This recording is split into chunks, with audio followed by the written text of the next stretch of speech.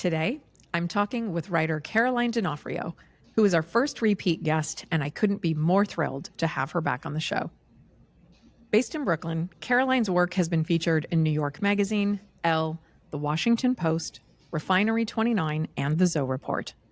She's also the author of Best Babysitters Ever, as well as a collaborator and ghostwriter on memoirs, essay collections, and advice books by notable people, including the memoir Naturally Tan with Queer Eyes, Tan France. I discovered Caroline's work over a decade ago on the long-running lifestyle site Cup of Joe and always felt a connection to her. Much of that has to do with her authentic, poetic prose that makes all her readers fall in love with her. But I'm happy to say that nearly 2 years after inviting her on Here for Me, she's someone I'm pleased to call a friend. In her first episode, Caroline shared her most pivotal Here for Me moment, which we initially discussed as her experience on a 2005 reality show, but realized during the conversation was actually in 2021 when she started her popular Substack newsletter Between a Rock and a Card Place as a means of connecting with others and, more importantly, her voice. In fact, it was her newsletter that prompted me to invite her back on the show. This summer, I was reading Between a Rock and a Card Place over dinner at my favorite Mexican restaurant here in LA, and I nearly choked on my chips and salsa when I read this line about the point we all get to with many endeavors, the one where we ask, do we quit, pivot, or pause?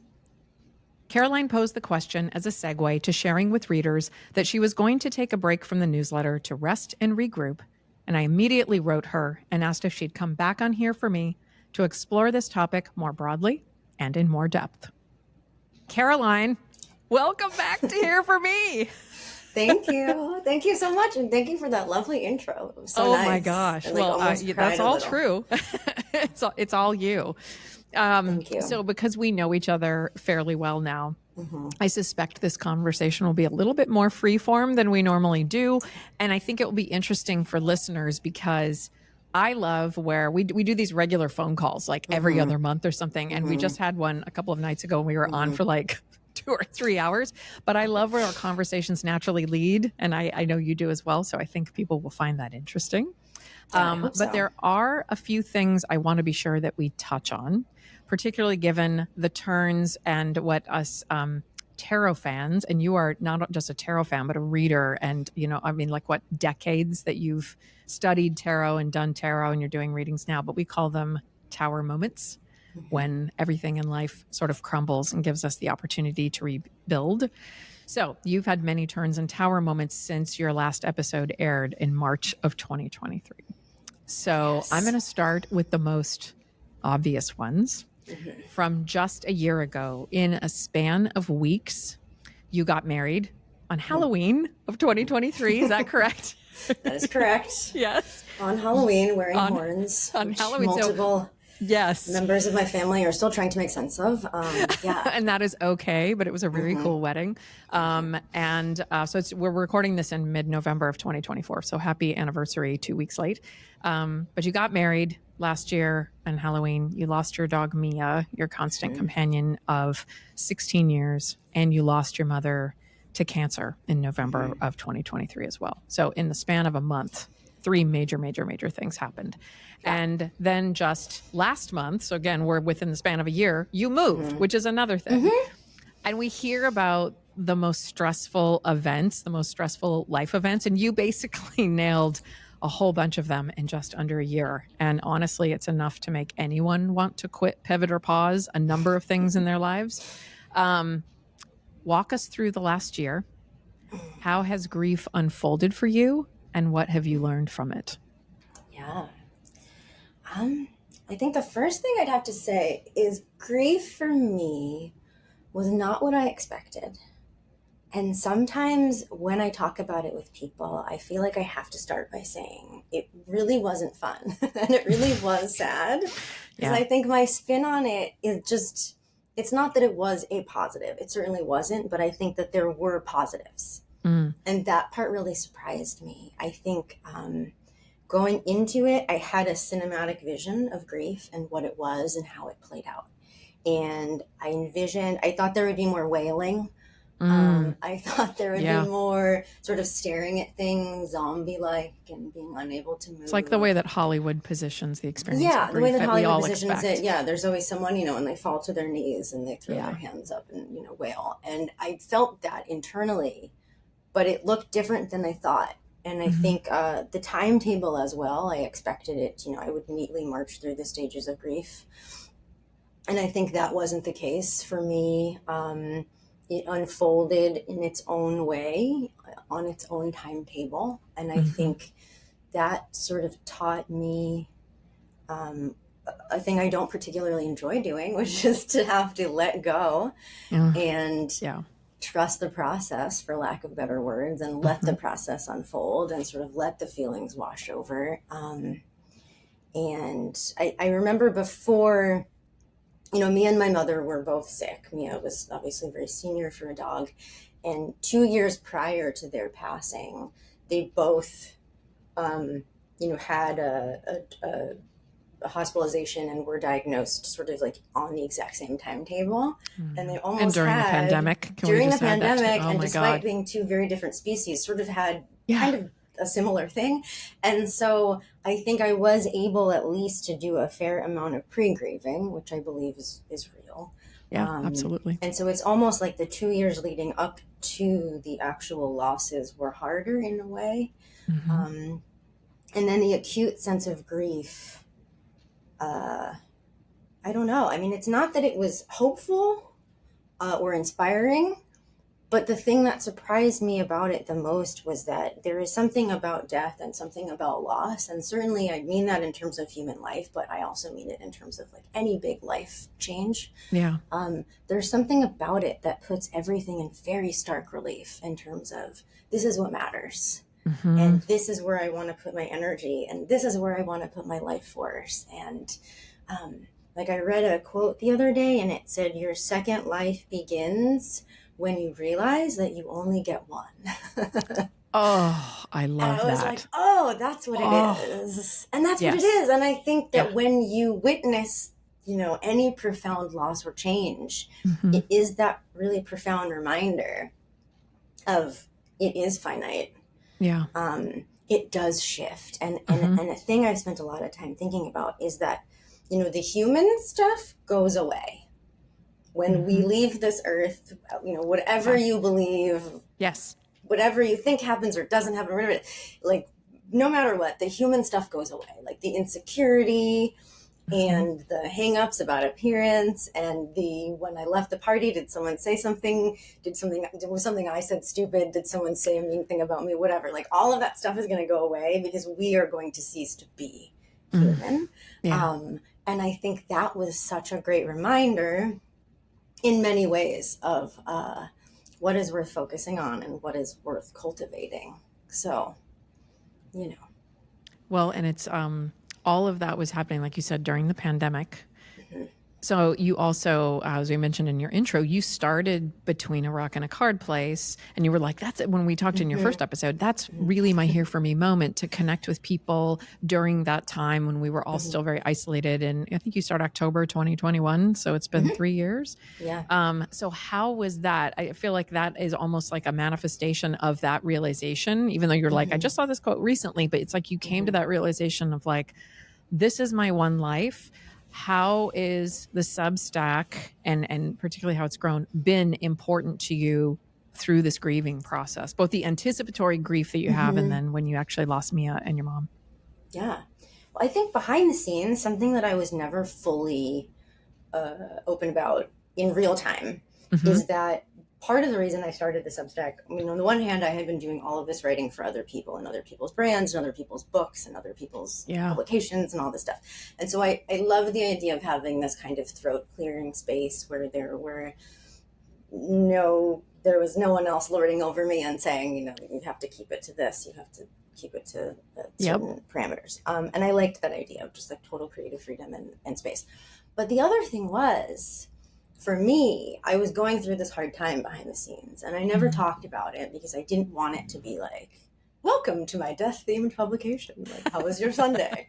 And also my mother was very private. So not a person I ever wrote about until after she had passed. And when she was sick, she hardly told anyone in her life, including people who, were close to her. Yeah. So not a thing I ever could have touched on in my writing, but I felt very alone. And obviously the pandemic compounded that in a lot of ways. And I feel like we were all sort of siloed in our little lonely space. So yeah, it was an incredibly important source for me of connection.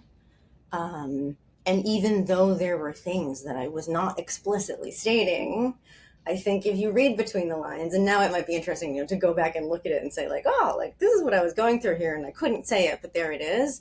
Yeah. But to get to connect with people in real time who are all going through their own versions of life, their own versions of challenges, their own, experiences, and sort of as these things unfolded in real time. What a tremendous gift to have people who can, meet you where you are and you can meet them where they are. And that was,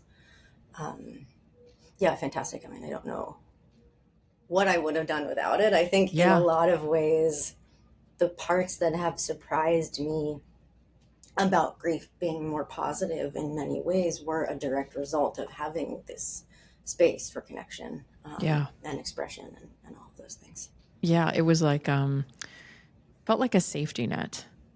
And I was saying in your intro how I discovered you on Cup of Joe, which is a blog known for its comment section and the support. I just want to say to anyone who hasn't read Between a Rock and a Hard Place, I feel the same way about the comments on your Substack.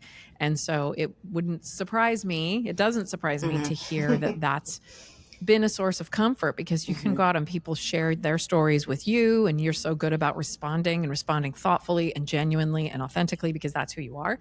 And so I get overwhelmed. It's funny. I just want to say, for anyone though who may be listening who has commented and I haven't replied, I just want everyone to know I read every single one and I love every single one. And sometimes it's like I'm getting all up in my own head where I'm like, oh my gosh, this person said a thing that's so nice. I really want to make sure that I like pour everything into this response and really, and sometimes I if I don't respond, it's really because it's my own, sense of wanting to completely get back to every single thoughtful word in a way that is equally thoughtful. But the safe space goes both ways. So sometimes, sometimes you can't get to it, or I know that your hearts come in. Like when I comment, I'm like, oh, Caroline did that really quickly. So everyone, I think the beauty of having the compassionate readership you have is that I know that everybody's like, knows you're reading it, knows you can't always reply, or maybe even because life is life. And, but it's beautiful.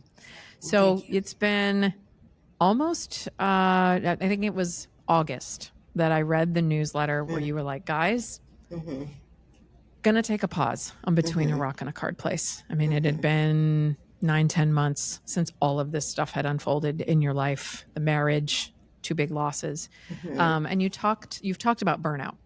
Talked about burnout in a number of different ways. So I think most people can relate to that. It's like a hot topic just in our culture right now. Buzzword for sure. Oh my God, such a buzzword. And even, I feel like I'm not surprised when people are like at a midlife point when you hear about burnout, but you hear it from people like even in their teens, 20s, 30s who are like, I'm burned out. So talk about the difference between the burnout you've experienced prior to this year, because there has been some of that. And then the point you got to in August where you thought about whether to quit, pivot, or pause and made the decision to pause. Sure.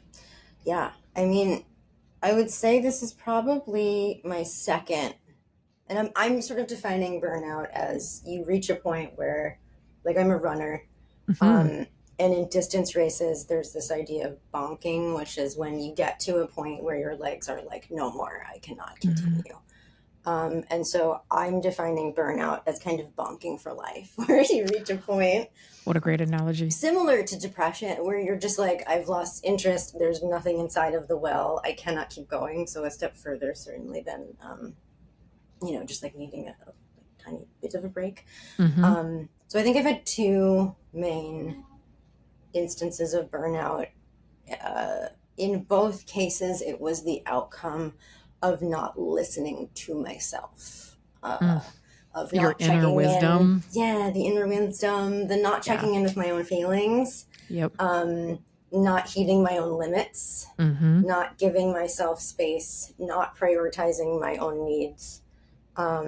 And also, for an extended period of time, because I think inevitably in life there are times when we do need to prioritize someone else, we do need to prioritize our job, whatever it is, but Yeah. like sort of like just hitting the snooze button.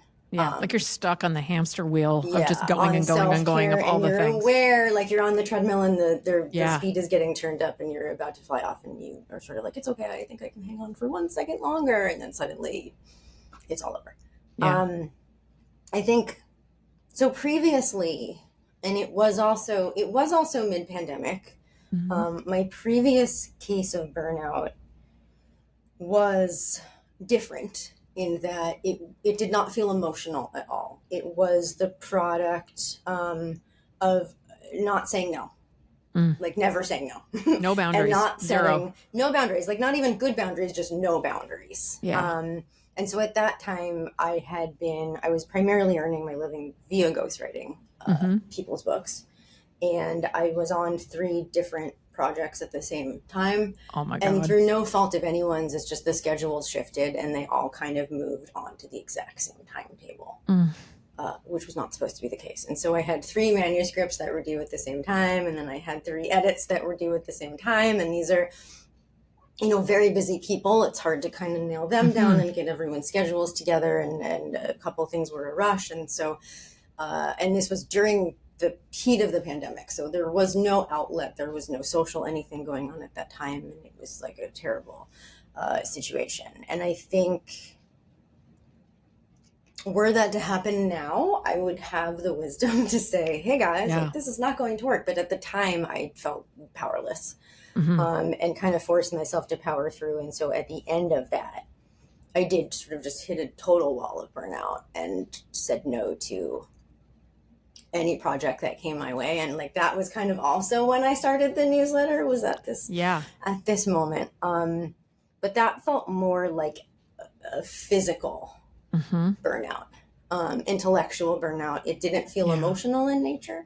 I think this last case of burnout that you referred to, where I said I needed to take a break in August, was different because from that previous experience, I think I did learn how to say no to some things, even if they were attractive or even if it might disappoint somebody. And I think in this case, the grief experience for me, like part of what surprised me so much about it was that it comes in waves, as people say, and that was certainly true. But I sort of expected these minor waves where I'm at the drugstore and I cry and it leaves, and I'm at the coffee shop and I feel deeply and then it leaves. But there were also kind of major, more longer term waves. And I think for me, like around when I hit the 6-month point, and then around when I hit, I want to say the 9-month point, which coincided with needing to take a break, it would visit me in a bigger sense. And I think because the nature of the newsletter, which I love very much, is emotional. There's a personal essay that sort of, or a little story or some kind of piece of personal writing that goes at the top of every Sunday newsletter. And that is something that has to come out of my person and out of my experience. And even if it looks, sort of short and easy enough to tap out, there's a lot of reflecting that goes into it and a lot of thinking that goes into it. And so I think I had not been giving myself the emotional space that I needed at that time. And so that was hard to accept because I have done this for a very long time, for other people before I did it for myself. And so I think I sort of just said, no, we'll power through. We'll come up with new stories. We'll come up with new angles. It's not a big deal. Like, you can do it. And then I reached a point that felt very much like emotionally bonking, where I would sit down to write and it just was not going to happen. There was nothing in the well. And so I really did not have a choice but to say, I need to step away for a while. And that was the right thing. Absolutely. My readership went, pew. Really? Yeah, I did. I was surprised. I never know. A lot of people are still around, and I thank you, all of you. It wasn't like a huge mass exodus, but I definitely noticed. Like people unsubscribing, or you just not Yeah. seeing open rates and reading? No, people unsubscribing. Wow. Yeah. And I actually, which I'm glad I did, as part of my break, Yeah. I did not allow myself to look at my numbers or my graph at all for that, the couple weeks that I was away. Yeah. So I didn't look at it at all. I said, I'm not, if I'm obsessing about numbers, then I'm not taking a break, and a break is, can't be ridden with guilt and all these other things. So I didn't look at it, but I did after the fact, a couple weeks later. I got up my courage because I tried to avoid it, and I looked at the graph, and yeah, lo and behold, it really went, yeah. And wow. I never know, because everyone has their own personal circumstances going on. And some people will write and say, I'm out of work right now, I'm going through a hard time, or, I'm trying to not look at my phone as much because of everything that's going on in the world. And I completely understand that. Yeah. So it may or may not be directly related to the fact that I took a break, but it did take a hit. Yeah.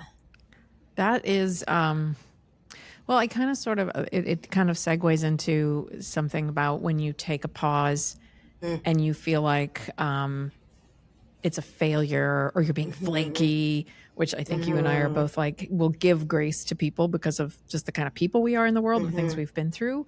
But how, you can see it one of two ways. It can either trigger that of like, I've let people down, right? And people pleasing tendencies go out of control. How much of that versus where you just go, kind of what you were just saying, you're like, grace. And I guess the people that read my newsletter, I need you to have that grace. And if you're not that person, I guess you're not for me, or that's not my audience. Talk about that sort of dichotomy and what you do in your head when you see something like that. Oh gosh. I mean, there's the ideal, right? And there's the reality. And I would love to sit that's here and tell you, like, it because what do you go through? I'm so enlightened, and I say it's okay. I'm not peace and grace. And I don't. So rationally, yes, I am like peace and grace, and I also really truly believe, like, I would rather have a really engaged readership. Of people who want to be there and are enjoying it, and have some wild numbers and a low open rate, and have a low not so engaged readership. So certainly I'm completely okay with that, and I understand why it happens. And how long does it take you to get to that point? Well, rationally, I'm always there. Like, rationally, I exist there. Yes, the thing is the personal wounding. Yeah. And that's why I go to therapy. Like, there is it's the personal wounding where I don't believe that it's necessarily because of anything I said or anything I did or anything I didn't do. Because it has never, at least so far, and we can all have our moments of making an error, but so far there's never been something where, like, this issue hit and everybody left. It wasn't that. Yeah. So I forgive myself, and I forgive the people who leave for whatever reason, because that's just, that's natural. There's always going to be an ebb and flow of those things. It is just the wounding of, it just feels bad. There's sort of there's no other way to put it. Well, it's especially, I think I always feel like, and this is no criticism of any other creative outlet or art form, but I feel like personal essay, which you do and I do, and my solo episodes are kind of the same thing. There's no hiding behind like an abstract painting.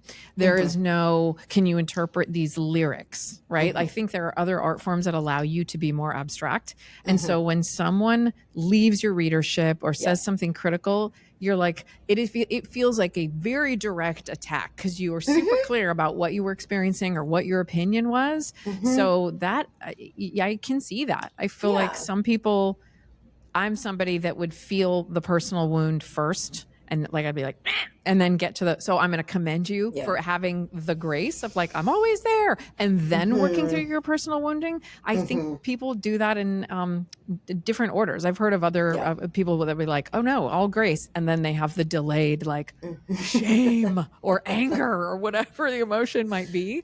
Yeah. For me, it's just sort of like this like sad little creature. It's like, but why don't you like me? And I wish that were not what I immediately jump to, but it is. It feels kind of akin to like you go on a date.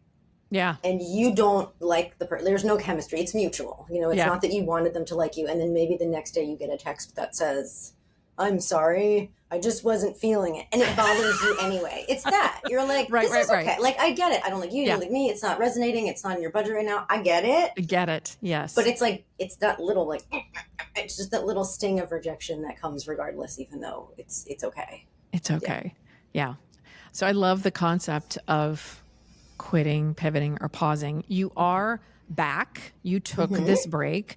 How rejuvenating was it? Like, did you feel like when you came back and you were writing again, you were ready to go? You kind of are like, I'm going to ease into it a little bit, just for people who are thinking about, they're on the pause or the pivot side of things. What was that transition back into something that brings you love and joy? And PS is also, your job. It's truly like, this is, you own this publication, and what's that like? I did not come back and feel rejuvenated. I did come back and feel ready. I think those are maybe like different things. I'm say still more about waiting. This. I'm so curious. Yeah. I'm still waiting to get back to feeling a little more rejuvenated, but I think that was more of, so I took this break, and during the break, we happened to a terrible living situation that I will not go into because no one needs to hear about that right now. But I've written about it. Yeah. If you're curious, you can find it. But we needed to move. And so I took this break. And then immediately when I came back, we sort of needed to put the wheels into motion to move and to pack and to do all of the fun things that go along with relocating. Had I known that, I would have timed it differently so that I could have had the break and the move happen together. But I didn't. So circumstances just kind of worked out where I was ready to write again because, writing sometimes feels hard and difficult, but it always feels good having done it. And I think is it Dorothy Thompson? Is she the one that said, I don't like writing, I like having written? I think I might be misattributing that. But that is right. exactly. And it's that. And so when I take any sort of break, it's nice to not have the pressure to sit down and produce, but I don't get the joy of having written. And so I was very ready to get back to, to producing and to having that lovely back and forth with readers and that sense of connection. I'm waiting. I'm almost back to the rejuvenation point where it will feel like it is emotionally fulfilling again. But I'm curious, just to unpack, I'm thinking in the listener's mind right now of, people who are like, okay, like a new year is coming up and there are things in my life, whether it's a job or it's a relationship or it's a project, whatever it might be. I don't know if I'm feeling it anymore. Like something is saying maybe it's time to move on, and they're listening and going, how do I know whether it's time to quit it, pause or pivot? What are some ways that people can tap into that? Like you were saying, like, when you're not listening to your inner wisdom, what are some ways that you would recommend people tap in to know which way to move forward? I am not an expert at this, so I will leave that. I know, but you kind of are. There are many times where I stare at things and go, I don't know, what am I supposed to do with this? So what I would say, in my experience, the most important thing, it all comes down to quieting the noise. And the noise, to me, is anything that is not of you. So societal noise, any sort of external pressure, and making the space to hear how it feels. Which I know, hear how it feels. Which means we very often in society, we think like, okay, but what about time? But what about money? But what about sunk costs? But what about opportunity costs? But what about all the people we might disappoint? But what about all the expectations that are on me? And it's not that those things don't matter, because unfortunately the reality is oftentimes they do. But I think it is imperative before you land on any of that stuff to think in terms of your life force and what that is worth and where you are putting it. I saw something the other day, and it was a Peanuts cartoon, so this is not like I love this. high philosophy. Charles Schultz has wisdom, let's just say. I mean, truly, but it was a Peanuts cartoon, and Linus, I think, was saying to Charlie Brown, the price of anything is the amount of life that you exchange for it. Like mic drop Linus. You know? Yeah, mic drop Linus. That's and incredible. So yeah. I think it's that. And the other thing, I was thinking about this before we sat down to have this talk in terms of, quit, pivot, or pause, because I think it is a thing that I struggle with in terms of, like, I think decisions can be very scary because we see them as sort of finite. Yeah. And I think the flip side of that is that they're not. I mean, in terms of like, birth and death, like, sure, there are things that you can't, they're pretty final. Yeah. But there is generally room, to readjust. And I think, and I hope this doesn't like mess up the whole conversation, but there's a world, I think, in which quit, pivot, and pause are the same thing with different branding, right? Ooh. Like it's like all that. Just saying, like, I'm gonna readjust. Like, just think of it as an adjustment versus it's a realignment. Yeah, it's absolutely. A realignment versus like a hard stop versus like a right turn. Fine. Yep. It's a realignment. And so I think if we also give ourselves the grace to frame it that way as something that isn't necessarily going to, burn the bridge or cut off. Not going to make or break anything. Not going to make or break you. It's just a moment to sort of realign your own beliefs with your actions and to check in and to say, how does this feel? Yeah. Is it possible to adjust this in some way? And if you do, and that's not working out either, then you adjust it again. Like, that's okay. There's often some flexibility there, but it all starts, with listening and love the tapping into the feeling. Yeah, and the idea of how much life are you exchanging for it is huge. We talked about on here for me before about how there's no detours. It's just part of the path, and it happens to, instead of going straight, it happens to go like this. And if you just sort of roll with it and go, okay, what am I getting from this part of the journey? Maybe it's an intentional slowdown. And I almost feel like your grief journey, it's like it intentionally, you're like, okay, I have to slow, feel this, let it affect me. I have to move, these things. I think people think of them as disruptions. And like, it's a problem. And now I'm knocked off my path and I've done something wrong and I have to get back to what I'm doing because that was the right thing. So I love the idea of thinking of it as realignment and how much life force are you giving to it? Yeah. It's beautiful. Also, I'm thinking about, and this is something you and I have talked about before, but as we're discussing this, and I'm thinking people listen, they read your newsletter, and there's wisdom in it that they glean and put into their own experience. They listen to this podcast, people that are on it like yourself and others who are wise human beings who have lived lives with lots of twists and turns, and they take wisdom from it. I think one of the dangers, I want to go into this with you, of our society, I think we were calling it like idol culture, right? And becoming so reliant on what people outside of us have to say. And sometimes we're like, are people even credible for talking about that stuff? You and I'm not going to name names, but you and I were digging into one person in particular who's really a lot of people look up to right now. And they're like, not really sure. No criticism. This is going to sound very judgy, but not really sure why we're listening to this particular person. It doesn't seem like they've had the experience to advise people in the way that they're advising. But I think one of the things that we've discussed is fine-tuning your own filter. Like, how do you actually create a filter that's built on your own values and what's important to you? And it can be anything. It can be, just any number of ways that your upbringing, political, religious, whatever it is that guides you in your life, spirituality, just, what you believe or want to see in the world. How do you create that filter to run all this noise? You're talking about like get rid of the noise. So some of it you can avoid, like you take a social media break or something like that. But some of it's unavoidable because it's just out there, like in the zeitgeist. So how can people create that filter to put all that through and then go, what of it is for me and what of it I need to discard because it isn't going to actually serve me? Yeah. I wish that I knew. This is just up for debate. Nice? I'm wanting us, like we can debate this. Yeah.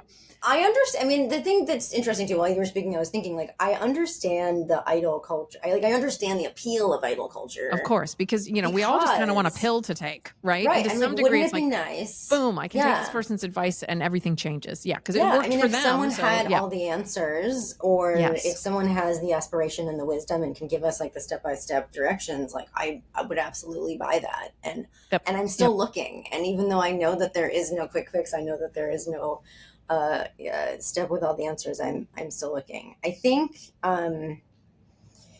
in terms of blocking out the noise, for me at least, because that's the only experience I can speak to, everything kind of starts with awareness.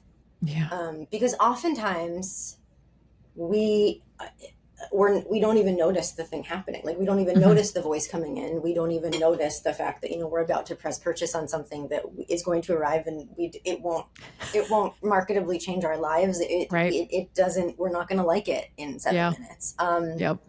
So awareness is really the first step. And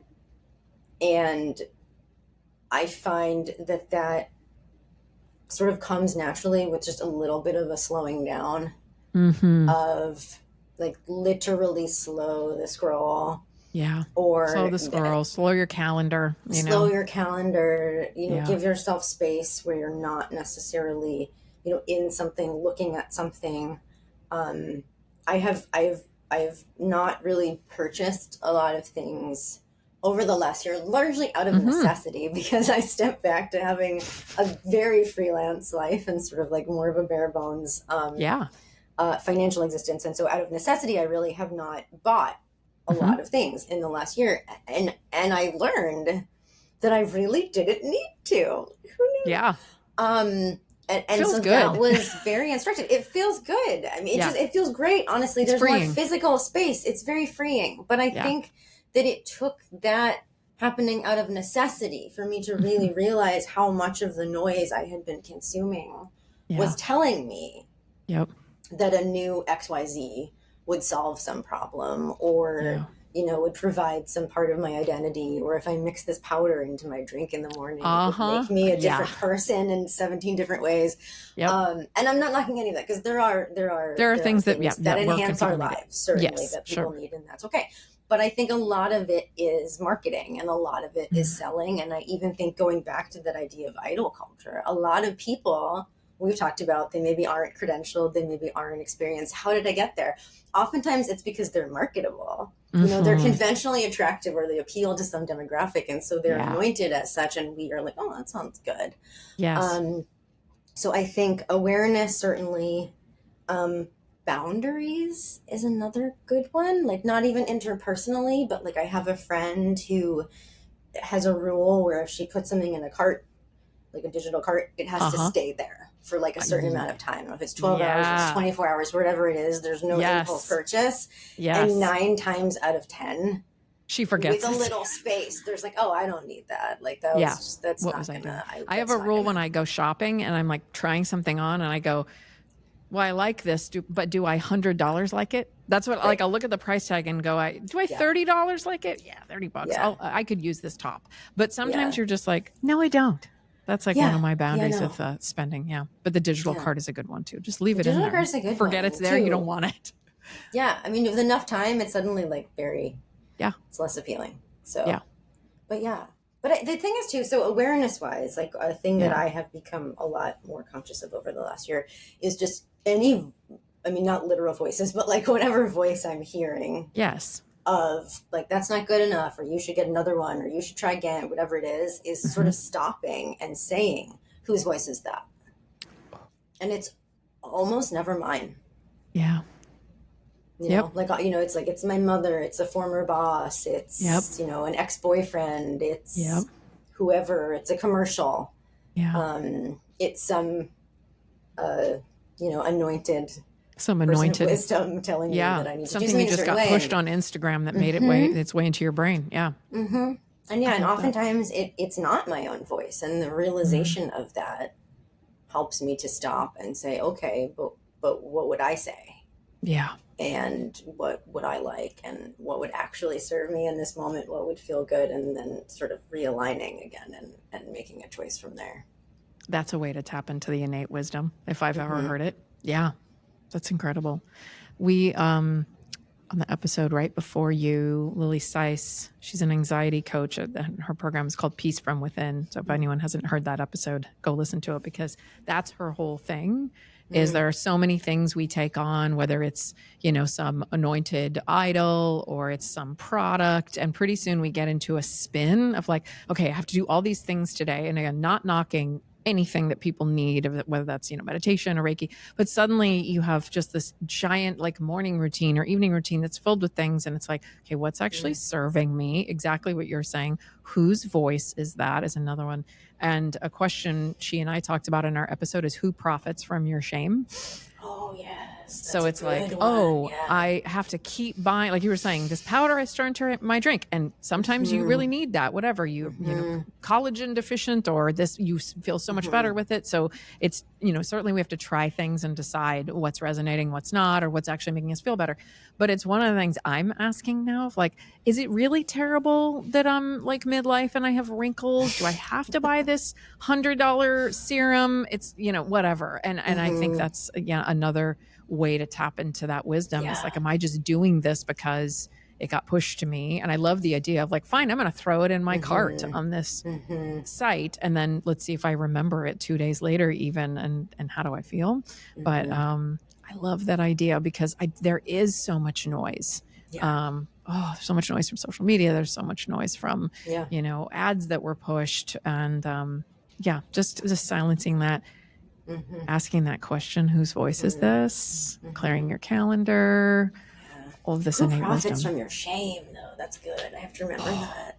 Well, don't you feel like so much of this, everything, and we could go on a whole material capitalistic, patriarchal society. I could go off on that. We could both go off on that forever and ever. But I feel like that's so much drive of like, you should feel bad about the fact that you had a traumatic childhood, but I have this thing that's going to fix it. You should feel bad that you have wrinkles in your midlife and I can fix it. And what of those things do you really need to resolve? Traumatic childhood. We should probably all talk about that. If it's dysfunctional, sometimes you're like, traumatic childhood, is it getting in my way? I don't know if it's getting in my way.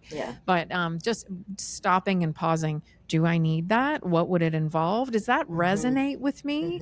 Like, am I a person that wants to stir stuff into my coffee? Again, I'm not saying it's wrong, but just asking yourself those questions. How many times someone recommends something and I used to be like, I'll try that. Sure. It seems like it worked for this person. Now I'm like, no, you know what? That's not a thing that I do. Like, I don't know about you, but I'm not really a journaler, because I feel like people like us journal through the work that we do. Like, so when people go, you should be journaling, like, have you listened to the podcast? Have you listened to my solo episodes? Like, that's what it is. Or have you read Between a Rock and a Hard Place? I mean, it's not journaling, but it's like we process already. But I'm curious if that's helpful. Do you find that you journal in addition to your normal work?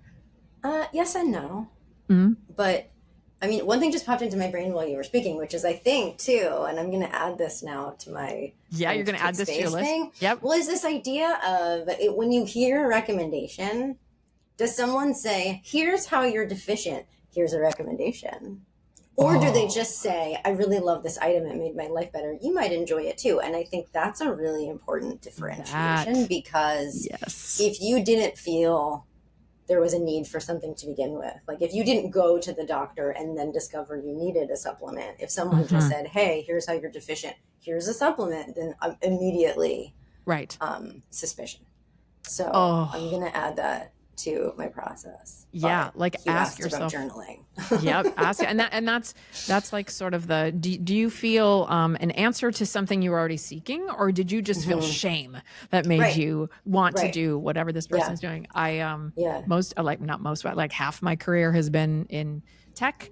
And one of the questions that we would ask is, does this technology solve a problem that already existed? So Google Maps solved the problem of all of us running around with printed maps, a Thomas map or Yeah. whatever in our Quest. Yeah. laps, right? Yeah. Yeah. So it solved a problem that already existed. That's the best use of technology. Uber is the great use of technology. Oh, people can get a ride more easily. But sometimes you look at an app and you're like, I actually didn't need to ever do this. So it's clever that you came up with it, but it's actually not a problem that I needed you to solve. Yeah. Yeah. Yes, same. Did you feel deficient? I love that. Yeah.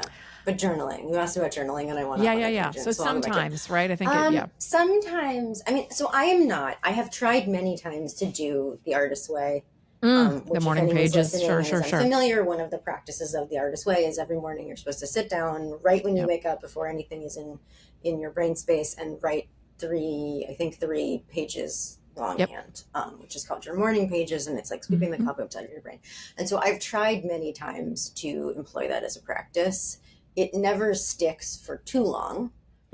I do find when I do it, for what it's worth, that it is a very worthwhile exercise, that things will come up that I will inevitably use later. And you clear some cobwebs. I've had that experience with morning pages. Yeah. And you're like, oh, hey, didn't know it was in there. Yeah. And you sort of discover, I think, these things that maybe are in your subconscious that you were not allowing yourself to really be in touch with otherwise. So it is a worthwhile exercise. But again, it never sticks for longer than a few weeks or a few months at a time. But it comes and goes, and it serves its purpose.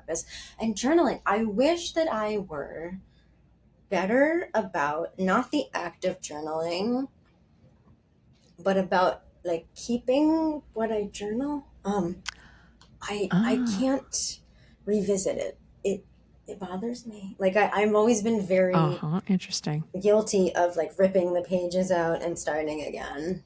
I don't know why. I don't like having this record of messy, half-formed thoughts. Because you're a poetic writer. Anyway, I don't like it's it. your purpose in life. Yeah.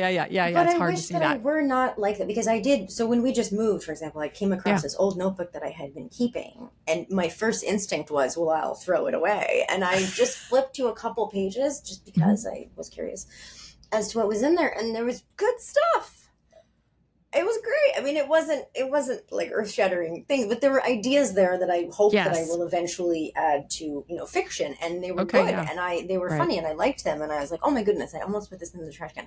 So it is, it's something that I wish I were better about, and I aspire to be better about that. And I've heard from many people who do find regular journaling to be a fantastically worthwhile exercise. But to your point, I do feel like I journal and then edit a lot of what it is, and it becomes the beautiful essays. So it's hard work that you're putting into the world. Yeah. I mean, I don't mean to say anything you're doing or I'm doing or any writer's doing is journaling, but I feel like we start with that when there's memoir, personal essay kind of stuff out there, and then you're just polishing it. Have you ever tried?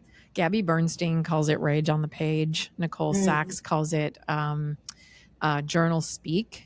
But it's the only form of journaling that's helpful to me. And it's not something I do consistently, but it's been how I've, processed, like when I was going through cancer and my abusive relationship. So it's moments when I have lots of anger and emotion, but you sit down and you can do it longhand in a notebook, or you can just open a document and just barf out every horrible thing that's in your head, every judgmental, terrible, like literally I hate this person. And Nicole Sachs says when she first did it, and she's a social worker, so she recommends this to her patients, but she wrote, I hate being a mother, because she was so frustrated having 3 kids. And she's like, it's the thoughts that are in your head that society says, don't say that. Your kids are a blessing, blah, blah, blah, blah, blah. Your marriage is wonderful. What are you talking about? But I have found that helpful in those times when I'm really struggling with anger, grief, all kinds of yucky feeling emotions.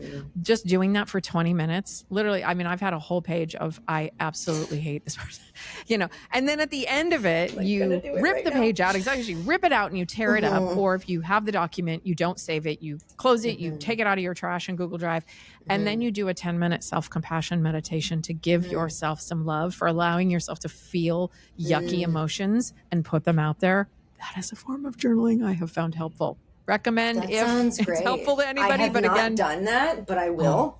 Thank you for sharing that. That's going to be on my immediate it's not list. meant to be safe. Like sounds, you were saying, it sounds you cathartic. go back. It's super cathartic. And I will say, I was doing a lot of that the year that my ex-husband and I split up. I mean, I was doing it for months and months and months, and processing that kind of rage in that way allowed our conversations when we were like, okay, it's time to end this, to be very compassionate, because I wasn't looking at him through this red lens of anger and all of that. It was like all that came out there.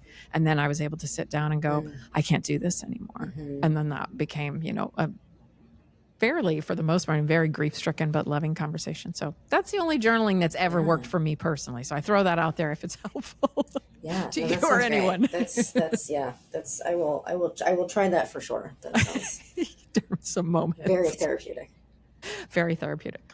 So as we reflect on this conversation, here for me is about the power of choosing yourself, reflecting on everything that you have shared and everything you have been through, which has been a lot, in particular in the last year. And since the listeners have heard from you, what is the most important thing you have done to choose yourself? Certainly, I'm still learning how to do this, but I think the biggest thing is learning to say the word no. Really, it's as simple as that, and to employ it liberally, and also reaching the understanding that, well, a couple things, that every no makes room for a bigger yes, right? And so it's not just a finite door that closes. There's two sides to all of it, but also understanding that for a long time I was very afraid to disappoint other people.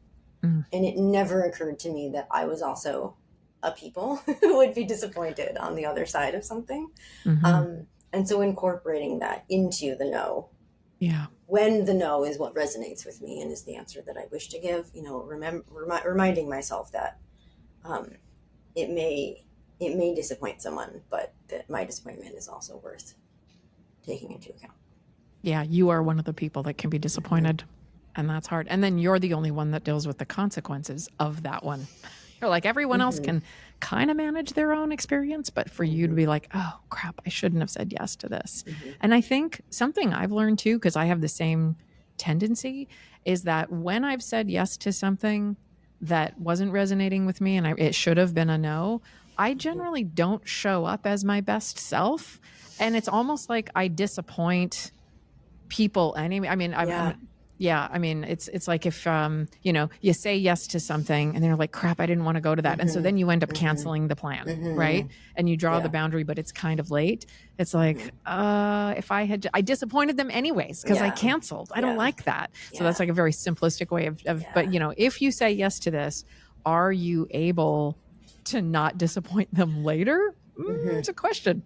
Yeah, it's true. It's true. And in those cases too, I mean, I think if you do something, again, that's not completely mandatory for any reason, but if you do something and you're not fully in it, or you're going to half-ass it, or you're going to half-heart it, like everyone winds up being disappointed. Exactly. Yes. And that's not good for anybody. So, and how many times have you said no and it's actually been very well received? Like people, 9 times out of 10, I feel like when I've learned that, I look at the person's like, okay, cool. Like, you're not mad. Yeah. Oh, well received. You probably would. Or they just don't care because it really didn't matter that much to begin with. And that's like the biggest light bulb. Yeah. Oh, you had the right to ask me and you were able to take the no and you moved on with your life and everybody was better for it. Yeah. I like that. Well, Caroline Donofrio, thank you for being our first repeat guest. Thank you for coming back. Of course. Thank you. Sharing. Thank you for having me. We are always delighted to have you. Yes. And your wisdom, And just kudos to you. I know this has been an incredibly challenging year. There are a few people who will experience all of that in one year, and you've walked it with grace. But I know that it has not been easy. That quote of, just because someone carries it well doesn't mean it's heavy comes to mind. So I know it's been hard, but gosh, you just show up with such grace and beauty. So thank you so Thank much for you. being you.